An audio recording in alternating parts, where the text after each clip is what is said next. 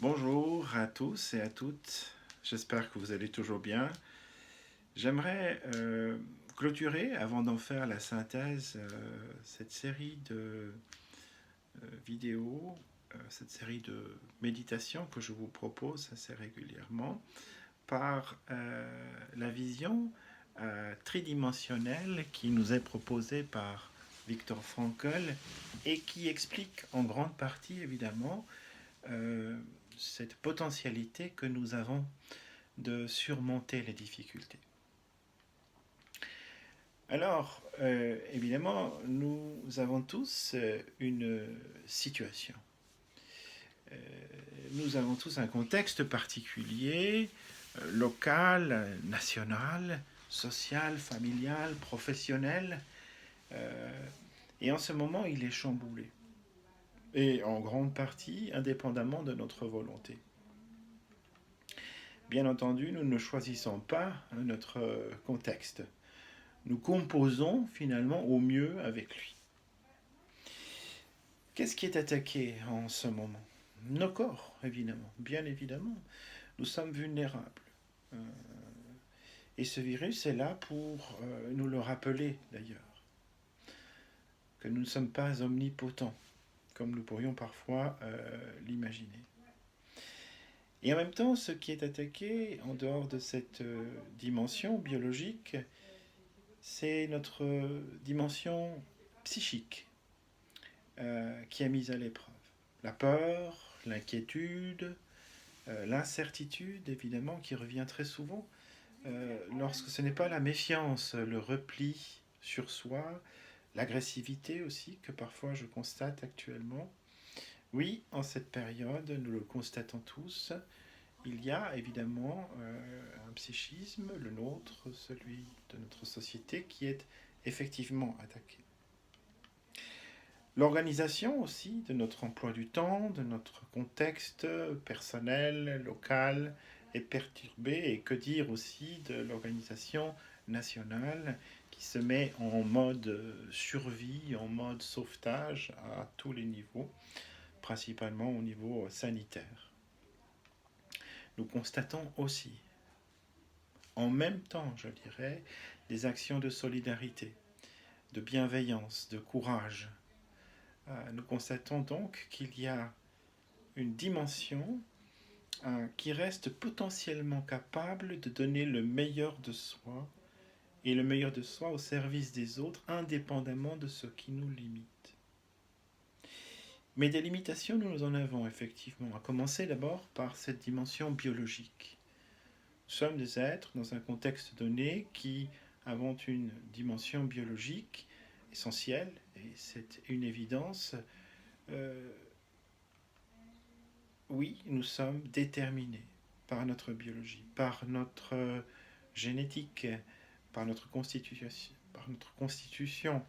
Le corps peut tomber malade, évidemment. Il peut être affecté de différentes pathologies. Notre corps a ses limites, il est vulnérable, et en cette période, nous ne savons que trop bien. Il y a aussi cette dimension psychique, d'ailleurs qui est interdépendante aussi de cette dimension biologique. Notre psychisme est lourdement mis à l'épreuve, particulièrement en ce moment, mais d'une manière générale aussi. Nous ne maîtrisons pas tout. C'est une illusion. Particulièrement ces mouvements inconscients qui nous encombrent, qui font réveiller chez nous un certain nombre d'angoisses, de peurs. Oui, notre psychisme, évidemment, vous le savez, peut tomber malade, tout comme notre corps aussi.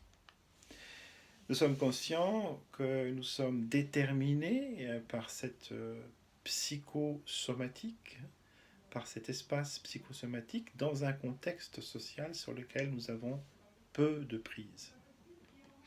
Bien entendu, nous pouvons prendre soin de notre corps, nous protéger de notre psychisme et aménager notre contexte personnel dans une moindre mesure, bien sûr.